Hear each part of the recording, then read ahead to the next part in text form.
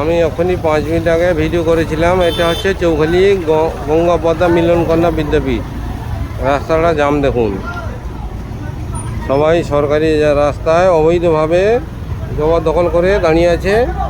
এটা হচ্ছে আমার ছোট ভাই, এও তৃণমূলের দালাল, ঠিক আছে। এই সরকারি জায়গায় জবরদখল করে দাঁড়িয়ে আছে। আর রাস্তা সংকীর্ণ, সামনে চৌখালি গার্লস স্কুল।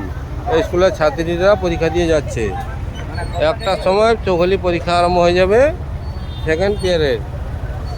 অবস্থাটা দেখুন, এটা হচ্ছে চৌখালি বাজারের অবস্থা। এটা 4 রাস্তার মোড়।